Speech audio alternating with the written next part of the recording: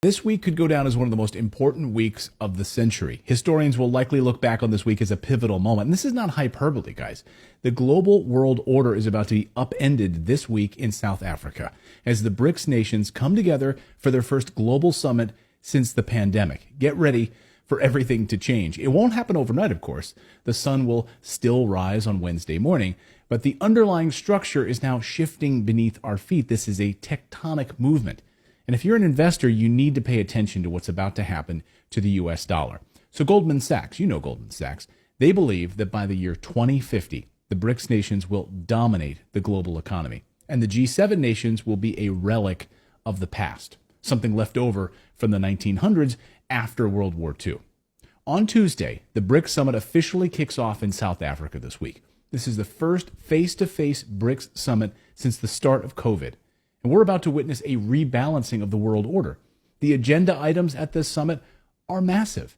Currency, trade, military cooperation, AI, microchips, oil. The list is endless. And the U.S., by the way, I guess their invitation got lost in the mail. And the British, they didn't get an invitation either. Germany, they're not welcome. Is this game over for Western hegemony? Now, for those of you that don't know, BRICS stands for Brazil, Russia, India, China, South Africa. Now, it started out as a small collective over a decade ago, and it's become the greatest threat to Western power that we've ever seen. And I'm not talking about military power, which we'll get to in a second. I'm actually talking about economic power, oil power, computing power, trade power, the greatest weapons of all, economic warfare. Top of the agenda is the US dollar, squarely in the crosshairs of these tanks ready to fire. Here's how Foreign Policy magazine headlines the moment. A BRICS currency could shake the dollar's dominance.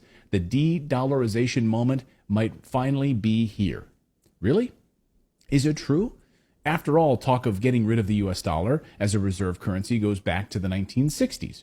Here's the New York Times in 1968 talking about France trying to separate itself from the US dollar. French President Charles de Gaulle versus Lyndon Johnson back then. This isn't new at all. But now we are at a tipping point. Brazil's president, Lula da Silva, says that every night he asks himself why all of these countries have to base their trade on the US dollar. Well, now they don't have to. They don't have to ask themselves that question anymore because a gold-backed currency that stands as the backbone of the new BRICS currency is being rolled out in earnest. Brazil, Russia, China, India, South Africa, trading oil, computer chips, minerals, and then settling those transactions in a reserve currency that has nothing to do with the US dollar. All of the previous meetings of BRICS have been leading up to this moment in South Africa. BRICS countries are home to more than 3.2 billion people, around 40% of the global population.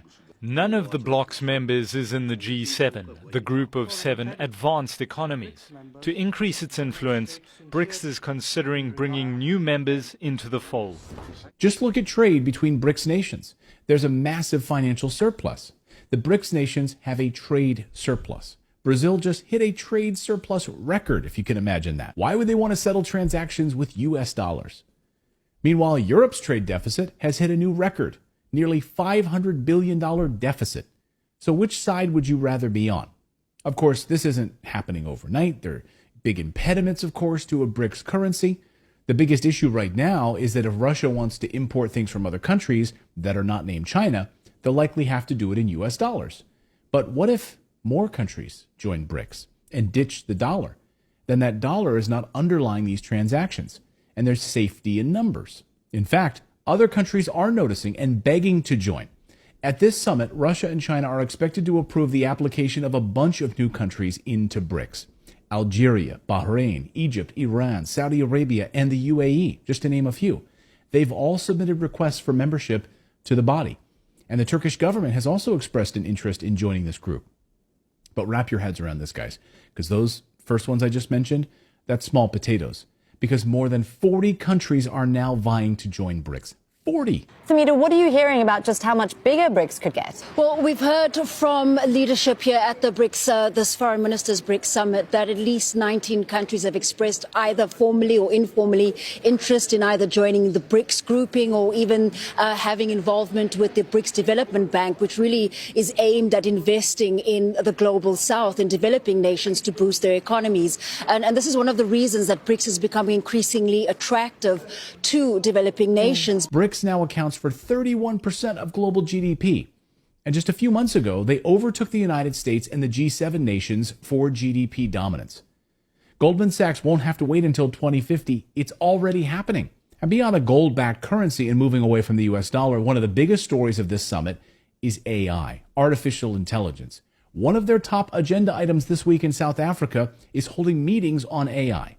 BRICS wants to dominate AI. And who will be the leader of this? None other than China. No one will be close. China announced that it wants to become the global leader of AI by the year 2030. And I don't know if you know this at all, but China is a communist country. And when a communist country makes a pledge like this, it's all about the prestige, right? They have to put their best foot forward. So they must make it happen to save face. Surprisingly, this was already well known in Washington. At the Pentagon, a major threat to America, China becoming the dominant player in AI. In fact, an Air Force cybersecurity whistleblower warned the Pentagon 2 years ago, said we must make AI a priority or China will crush us. He wasn't really a whistleblower. He was just telling his bosses, hey, here's what's happening. Here's what we are not doing. Here he is. His name is Nicholas Chalin. He warned everyone, and no one listened to him. He saw what was happening, and because no one paid attention, he quit in protest. He quit because he said, what are they doing? It was impossible for the United States to compete with China on AI. And in this article, it quotes him as saying, we have no competing fighting chance against China in 15 to 20 years. Right now, it's already a done deal. It's already over, in my opinion, he said. Chalin went on to say that AI capabilities and cyber defenses of some government departments were at kindergarten level, he said. Kindergarten, which I guess is better than preschool. He recently said China has kids as young as 7 years old starting on learning AI and machine learning. And the United States doesn't stand a chance. That means it's kids in like kindergarten, first grade, basically, learning AI. Interesting to see that China is not wasting that kind of time and they're not waiting for us to figure it out. And they're taking this very seriously, including having their kids starting at 7 years old be trained on AI and machine learning. So when you start thinking that kind of investment and really the understanding that whichever country is going to be leading AI and ML will be controlling the planet. Let me repeat what he just said. Whoever leads in AI